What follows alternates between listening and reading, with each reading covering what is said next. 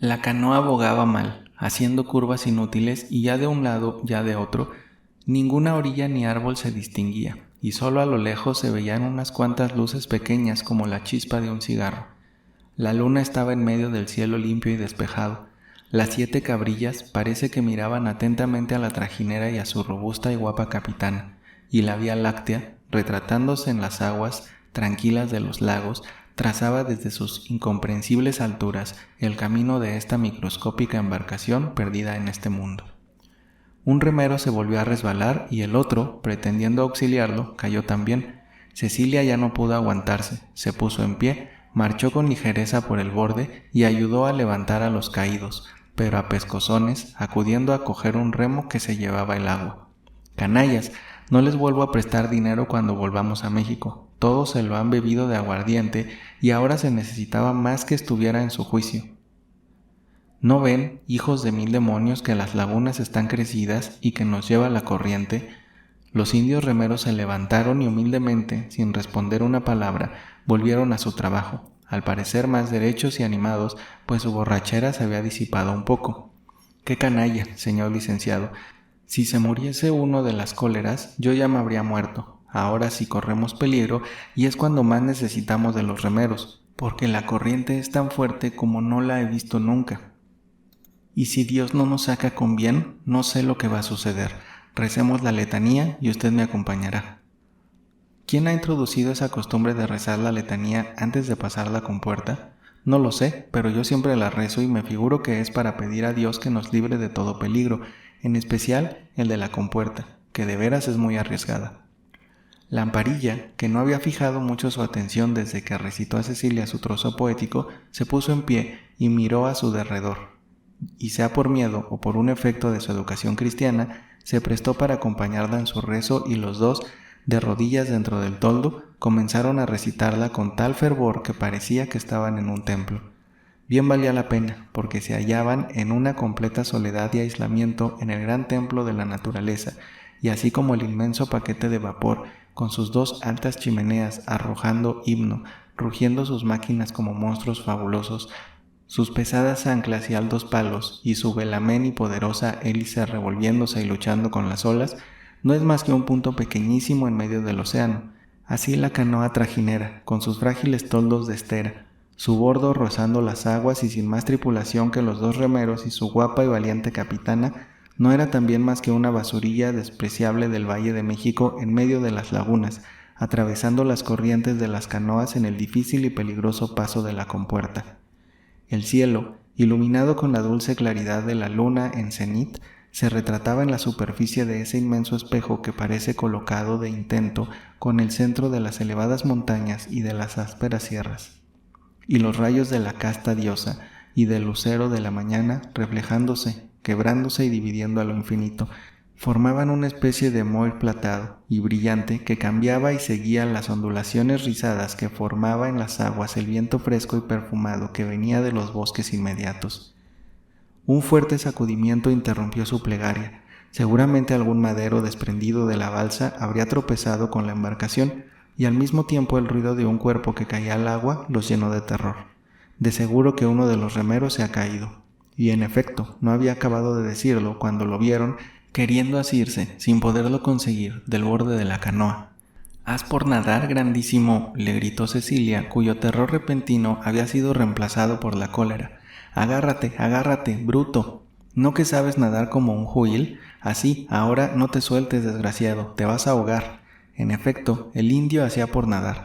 Tendía sus manos crispadas al bordo de la canoa, pero imposible, el estado de embriaguez en que estaba no se lo permitía, y 2 veces apareció como una esfinge su enorme cabeza en la superficie, pero el agua lo hizo un remolino y el indio descendió al fondo fangoso y no apareció más. «Cecilia, nos hundimos, la canoa hace agua, se está llenando, ¿qué hacemos?», le gritó desesperadamente Lamparilla. En efecto, la canoa, sin el impulso y el equilibrio de los 2 remeros, iba a través. El agua entraba por todas partes y mojaba los pies del licenciado Lamparilla, precisamente en el lugar mismo donde se encuentran las impetuosas corrientes de lo que se llama la compuerta. Es San Justo, ese maldito masón de San Justo, el que ha agujereado mi canoa. Ya lo habían dicho, vino ayer a la hora que yo no estaba aquí. Cecilia, nos hundimos, sálvame, sálvame tú que sabes nadar. Ahogarme aquí en un charco. Nunca había querido ir a París por no embarcarme, decía Lamparilla lastimosamente. El agua entraba a borbotones, la canoa se hundía, una línea sola de su borde estaba fuera del agua. El remero único que había quedado hacía esfuerzos para salir de la corriente, pero imposible. Cecilia instintivamente se despojaba de su ropa. Era buena nadadora, se disponía a luchar a brazo partido con la muerte, pero imposible tampoco. Las aguas se confunden con el horizonte. Allá a lo lejos, muy lejos, se divisaba el cerro del Peñón, los cerros de Guadalupe. ¿Cómo nadar 4 leguas? Cecilia, Cecilia, gritaba el licenciado, y aunque la capitana estaba ya casi desnuda, el frío y el miedo habían apagado la hoguera de su amor. La canoa rebosó y se fue hundiendo, hundiendo. Primero desaparecieron las piernas de Lamparilla, con sus calzoneras negras, con su botanadura de plata, y las piernas rollizas de Cecilia, después la cintura, después apenas la cabeza tenían fuera del agua. Pobre Juan, perdía en ese momento su única protectora en la tierra. Pobre Moctezuma III, el incansable abogado que lo iba a poner en posesión de su reino, perecía ahogado, no en el grande océano, sino en un miserable charco de agua. El tornero que, sin saberse la causa, tenía aún medio cuerpo fuera del agua, iba a recibir el merecido castigo de su horrendo crimen. Mientras más esfuerzos hacían Lamparilla y Cecilia para salvarse, más se hundían en el fondo barroso de la laguna. Los rieles temblorosos de plata que la luna formaba en la superficie de las aguas tranquilas pasaba ya por la boca de los desgraciados, y las 7 cabrillas miraban atentamente a los náufragos desde las profundidades azules del firmamento, y desde allí solo Dios podía salvarlos. 31. Cocinera y criado.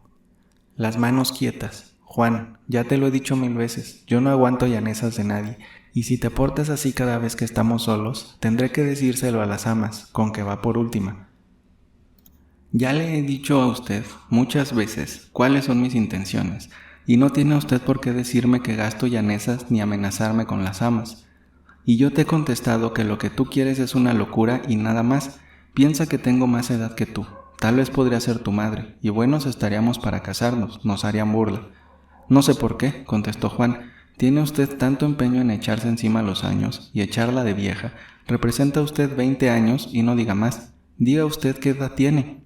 ¿Y qué te importa la edad? Ojalá tuviese 20 años. Tendría más tiempo para trabajar y juntar un poquito de dinero para poner un trato o siquiera una mesa de dulces en el portal. Y vamos a ver, ¿qué edad tienes tú? Yo sí que ignoro la edad que tengo. Ni supe ni sé hasta ahora cuándo ni cómo nací y quién fue mi madre. Una persona que yo quería mucho me dijo una vez que yo era hijo de una señora marquesa o condesa, pero no pudo aclararme el misterio, porque, ¿qué tarea? Te repito, que tengas quietas las manos o me voy de aquí o te echo al zaguán. 4 acomodos he perdido ya y no quiero perder el 5º y andar mudando casas todos los días. En una fue el cochero el que dizque se enamoró de mí y me perseguía día y noche, y también se quería casar conmigo. En otra, los niños de la casa, figúrate, 4 a un tiempo. El mayor era como tú, y los otros, poco más o menos, no se mordían el dedo. En la última era el mismo señor de la casa que me ofrecía dinero y me regalaba anillos y aretes. Parece que la señora tuvo malicia y puso el remedio muy a tiempo. Tuve que decir que estaba enferma, no queriendo ya servir. Con lo poco que había juntado compré una ancheta surtida de agujas, alfileres, bolitas de hilo y anillos, cuentas de colores y gargantillas, y me fui rumbo a Tenancingo a venderla entre los indios y a comprar rebozos de bolita, y aquí los realicé bien. Pero por desgracia no puedo andar en la calle, por no encontrarme con un malvado hombre que ha hecho mi desgracia. Juan, instintivamente, acaso sin malicia, se empeñaba en acariciar y jugar con las 2 gruesas trenzas de pelo de la muchacha y pasarle suavemente la mano por el cuello, pero dócil a las reprimendas, se apartó un poco de su compañera para no caer en la tentación y continuó platicando tranquilamente. Si habla usted de desgracia, doña Casilda, hago parejas con usted, y quién sabe, si nos contáramos nuestra vida, cuál de los dos, pero antes quiero que me imponga usted el modo como debo manejarme con los amos, el genio que tienen sus manías, quiero decir, la manera de servirlos bien y de que estén contentos, porque entienda usted, doña Casilda, que el día que yo salga de esta casa no sé dónde iré. Pues ¿cómo viniste aquí? ¿Quién te dio papel de conocimiento o te indilgó? Ya se lo diré a usted, pero impóngame primero del modo que gastan las personas de la casa. Pues el amo, que es el señor don Pedro Martín de Olañeta, es muy serio. Da hasta miedo verle su cara, pero muy bueno, al menos conmigo, ni un sí ni un no. A las 5 de la mañana se le ha de hacer su chocolate, espeso y muy caliente, con un estribo o rosca, se le lleva a la cama, lo toma, fuma su cigarrillo y se vuelve a dormir. A las 10 en punto su almuerzo, arroz blanco, un lomito de carnero asado, un molito, sus frijoles refritos y su vaso de pulque. A las 3:30 la comida, caldo con su limón y sus chilitos verdes, sopas de fideos y pan, que mezcla en un plato, el puchero con su calabacita de Castilla, albóndigas, torta de zanahoria o cualquier guisado, su fruta, que él mismo compra en la plaza, su postre de leche y un vaso grande de agua destilada. A las 6 de la tarde su chocolate, a las 11 la cena, que se le lleva a la cama. Fuma un cigarro, reza sus oraciones, se limpia los dientes con unos palillos que es necesario ponerle en una mesita junto a su cama, con una escupidera muy amplia y un vaso de agua. Las dos amas son sus hermanas, la una se llama Doña Coleta y la otra Doña Prudencia.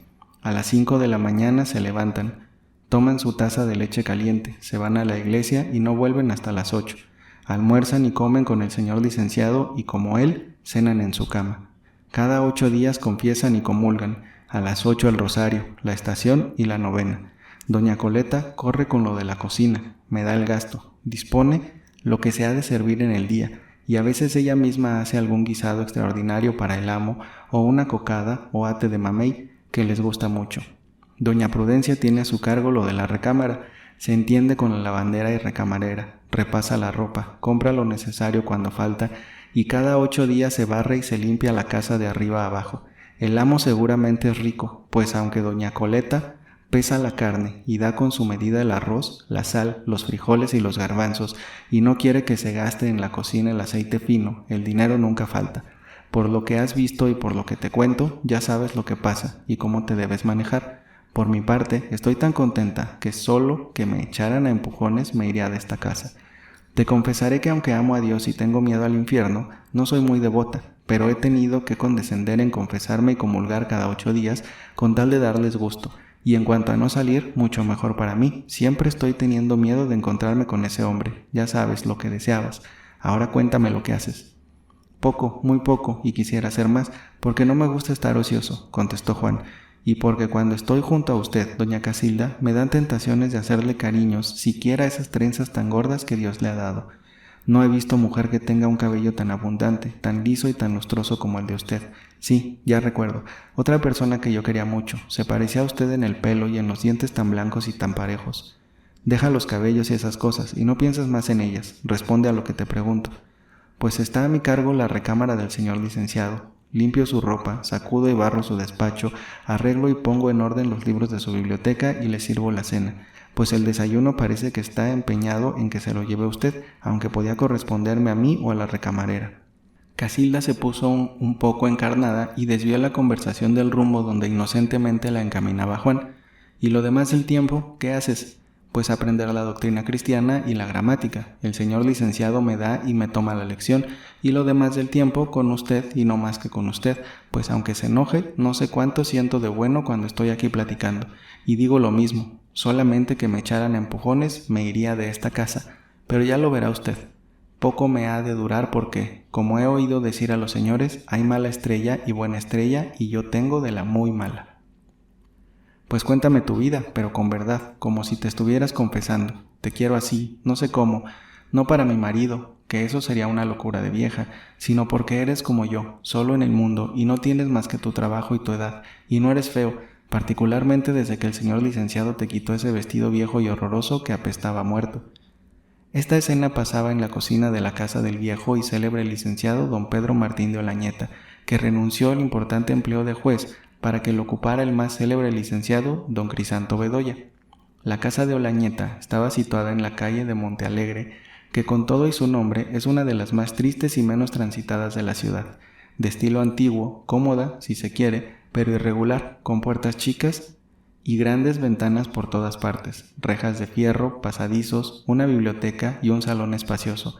Estaba muy lejos del aspecto severo y grandioso, aunque tristísimo, del palacio de la calle de don Juan Manuel, pero se le parecía mucho, aun en los muebles antiguos que eran menos ricos, raros y costosos, pero que sin embargo serían pagados hoy en París a precio de oro.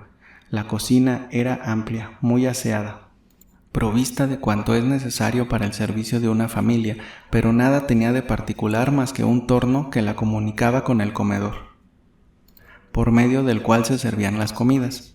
Los actores eran nuestra antigua conocida Casilda y Juan, el mismo Juan que sin querer y por causa del tacón que se le atoró en las baldosas, dejó caer el ataúd de don José María Carrascosa.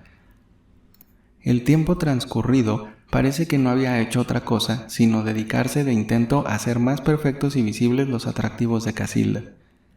Las hermanas Prudencia y Coleta habían exigido que Casilda vistiese la enagua más larga y de color modesto y el calzado de cuero de codorniz en vez de seda, que se peinase con 2 trenzas y subiese hasta cerca del cuello la bata de la camisa, pero no le habían podido quitar ese fuego que brotaba de sus ojos húmedos, ni la claridad de esa boca, de donde salía luz, iluminando una lengua pequeña, encarnada y suave, y 2 hileras de blanquísimos y parejos dientes, ni la gracia de sus naricillas, ni la suavidad de sus apiñonadas mejillas, y luego una voz tan insinuante, un modo tan agradable para contestar, unos movimientos naturales que, sin estudio ni pretensión, eran graciosos, quizá provocativos. Cuando la conocimos viviendo de tal manera con el desalmado bandido que le dio una paliza, era simplemente bonitilla.